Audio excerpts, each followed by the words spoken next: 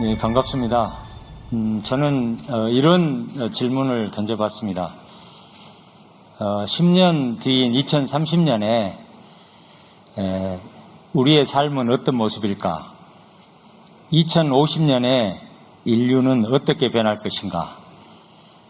2100년에 과연 인류는 존속할 수 있을 것인가? 또한 향후 대학은 어떻게 변해야 할까? 이러한 근본적인 물음들에 대한 저의 철학적 고민과 생각을 여러분들과 함께 나눠보고 싶습니다. 지금 여기 우리가 원하는 것은 너무 분명해 보입니다. 평소에 하던 대로 예전의 일상으로 되돌아가고 싶다. 그런데 인류는 예전의 일상으로 다시 돌아갈 수는 없습니다. 전문가들, 미래학자들, 방역 당국자들, 아니 보통의 평범한 사람들조차도 이구동성으로 이렇게 진단하고 말하고 있습니다. 자, 그렇다면 코로나가 우리에게 던진 근본 질문들은 이런 것이 되겠죠. 우리는 어떻게 살아야 하나? 인류는 어떻게 살아남을 것인가? 이렇게 계속 살아도 괜찮은가? 그런데 코로나만의 문제는 아닌 것 같습니다. 앞 발표에서 봤던 것처럼, 그리고 여러 총장님들이나 연사들께서 지적했던 것처럼 기후변화라는 심각한 문제 앞에 우리가 직면해 있고 4차 산업혁명과 또 인공지능의 문제, 해결해야 될 수많은 문제들 앞에 우리가 직면해 있다는 것이죠. 제 첫 번째 이슈입니다. 인류 문명에 대한 반성과 성찰 문제인데요. 시간이 많이 지났으므로 자세하게 설명하는 대신에 간략하게 요지 중심으로 말씀드리겠습니다. 자세한 내용은 책자를 참고해 주시기 바랍니다. 오늘 우리가 모인 이 포럼의 대주제가 전환인데요. 전환이란 무슨 뜻입니까? 전환이란 바꾼다는 뜻이죠. 말 그대로의 의미에서 보면 전환이란 근본적으로 180도 바꾼다, 이런 의미를 갖습니다. 인류 최초의 전환을 시도한 사람은 16세기 천문학자 니콜라우스 코페르니쿠스였습니다. 니콜라우스 코페르니쿠스는 당시에 천문학의 문제를 풀 수 없기 때문에 생각과 관점을 180도 바꿨던 것이죠. 이것을 우리가 코페르니쿠스적 전환이라고 부릅니다. 이렇게 해서 지구 중심설에서 태양 중심설로 세계관이 전환된 것이죠.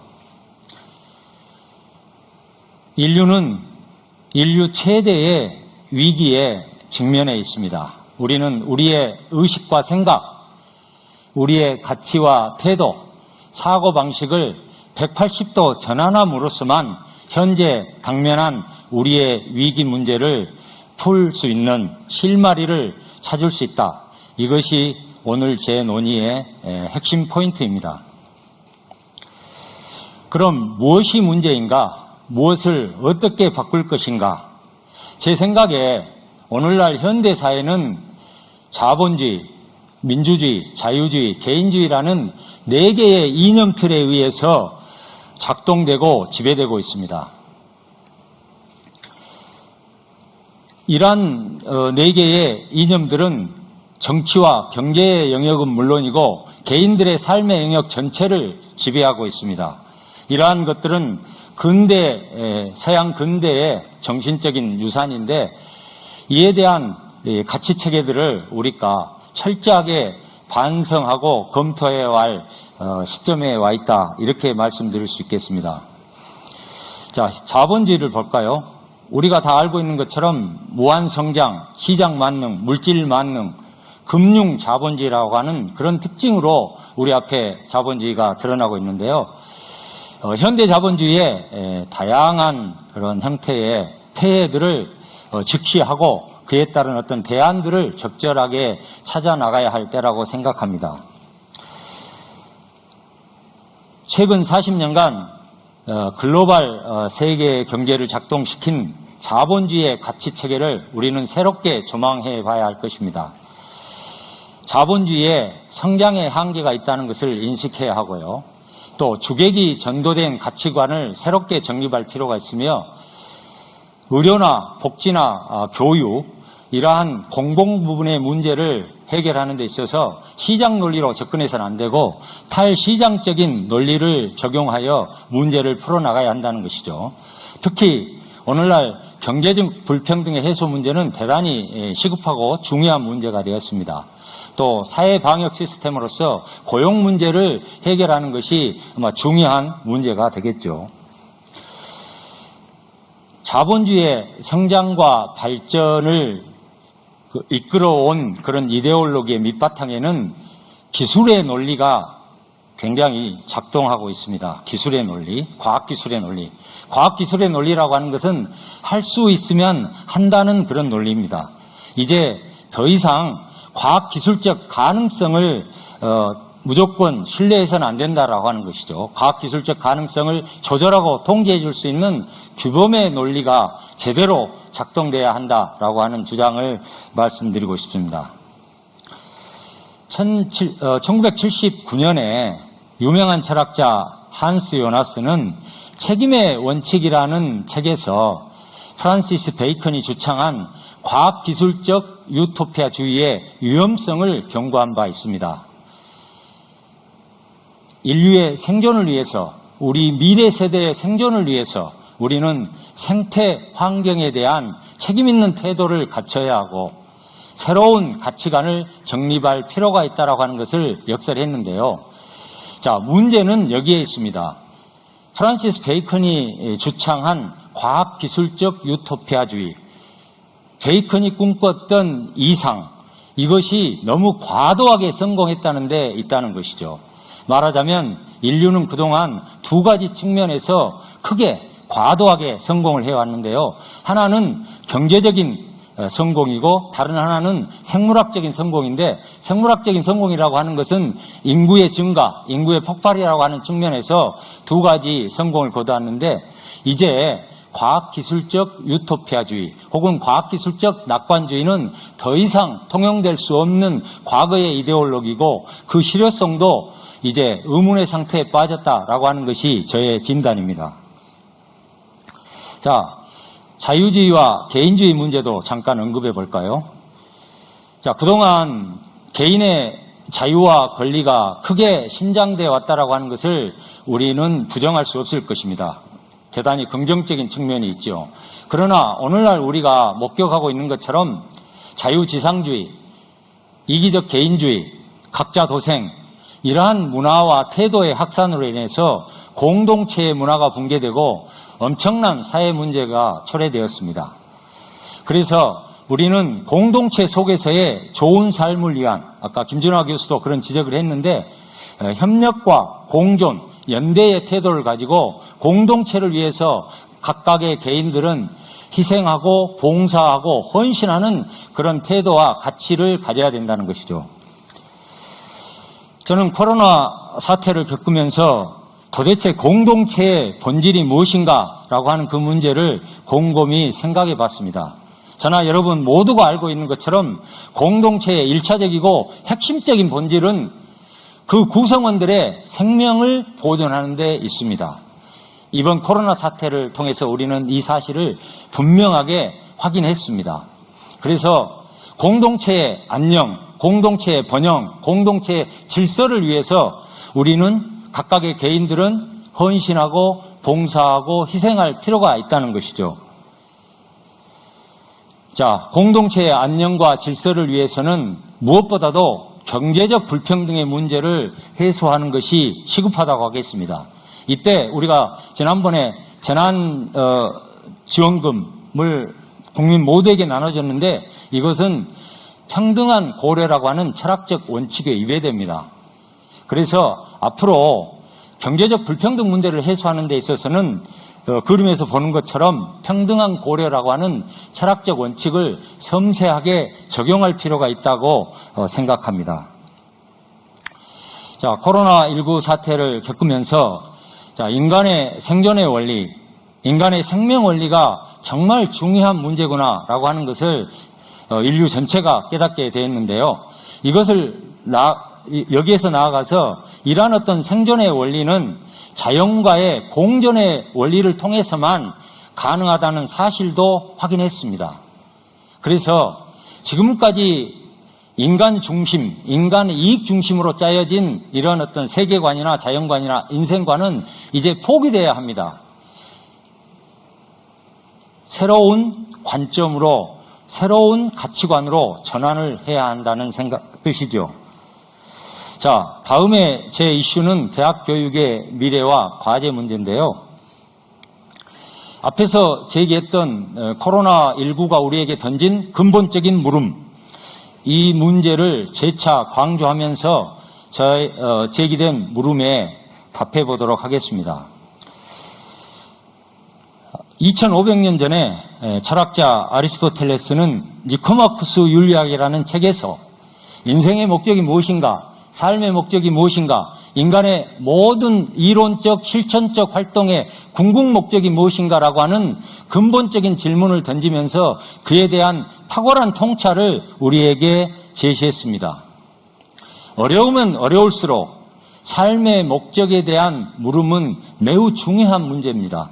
어떻게 살아야 할 것인가, 왜 사는가, 도대체 무엇을 위해서 사는가 라고 하는 이런 근본적인 삶의 목적에 대한 물음과 사유를 통해서 우리는 교육의 목적도 그리고 모든 제반적인 교육 활동도 새롭게 재정립해 나갈 필요가 있다는 것이죠.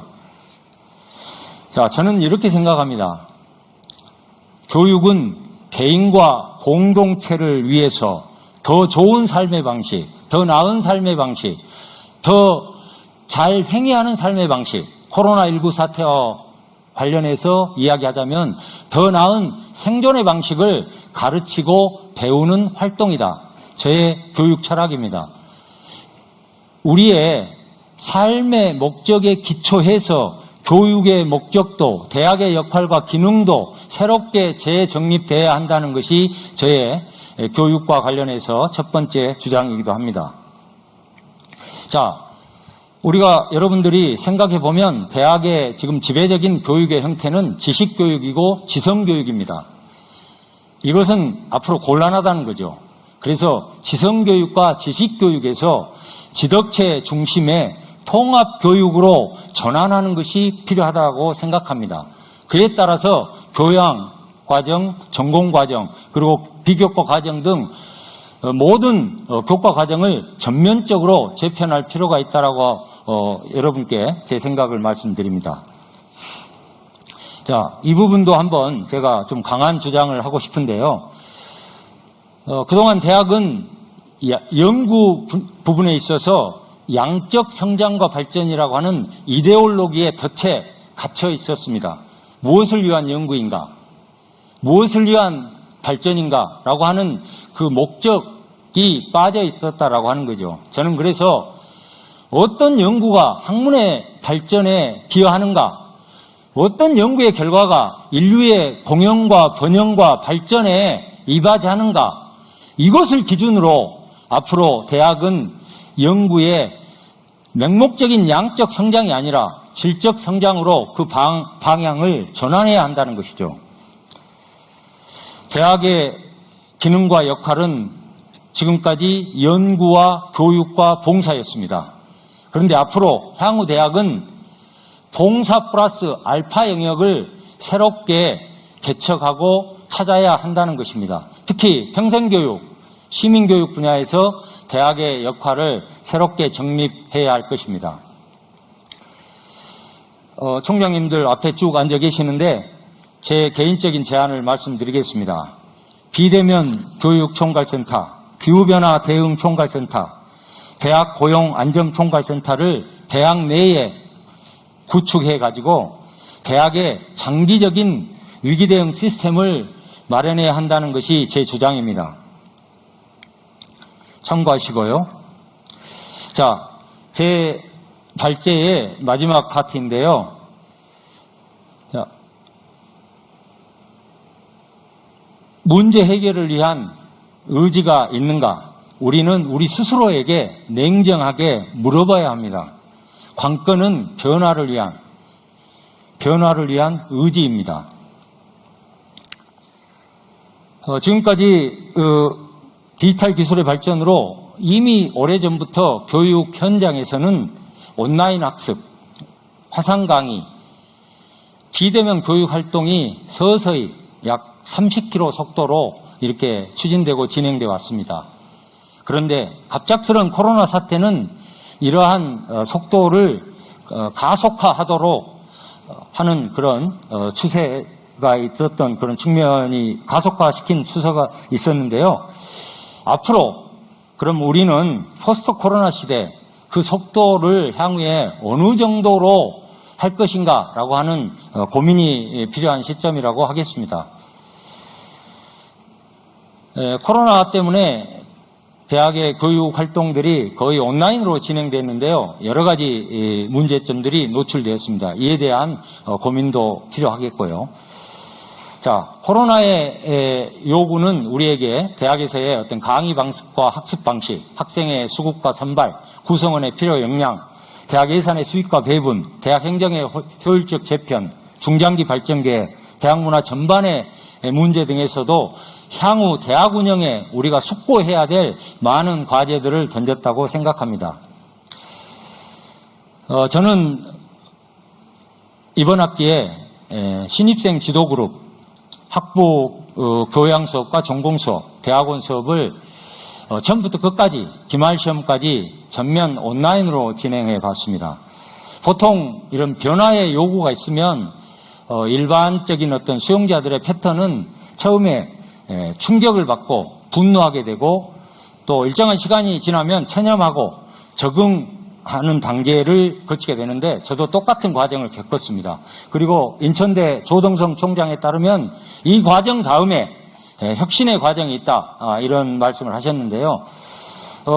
제가 유튜브 채널도 개설하고 강의 영상들도 올리고 그다음에 네이버 블로그도 이렇게 개설하고 했는데요. 잠깐 유튜브 채널 하나 밑에 클릭해 보실래요? 이걸로는 안 될 것 같은데. 어디서 조절하는 거예요? 유튜브 채널 밑에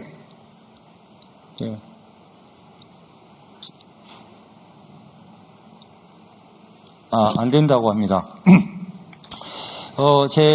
김양현 교수의 윤리학 강의실이라고 하는 유튜브 채널을 개설하고 운영하고 있는데요. 한번 보여드리고 싶었는데 시간도 많이 갖고 이것은 우리 학생들하고 온라인으로 신입생들을 지도하는 신입생 4명, 재학생 1명 저하고 같이 이렇게 미팅하는 그런 장면입니다. 시간적 관계로 나가는데 오늘 제 논의의 결론 부분입니다. 인간의 욕망과 이익관심은 매우 복잡하고 다양한 것 같지만 사실은 간단하게 정리될 수 있습니다. 기본 욕구가 충족돼야 되고 인간의 어떤 생명이 지속적으로 보존돼야 되고 질병과 고통 없이 능력 개발의 기회를 갖고 또 친구들과 우정을 나누고 사랑하는 사람과 애정을 교환하고 불필요한 간섭 없이 자유롭게 미래적 삶을 추구하는 것이 인간의 기본적인 욕망이고 이익관심입니다. 인류 대문명의 대전환의 시기에 인간의 이익관심이 이러한 이익관심이 섬세하게 반영되는 길을 코로나 사피엔스 우리 모두가 발견하길 기대합니다. 경청해 주셔서 감사합니다.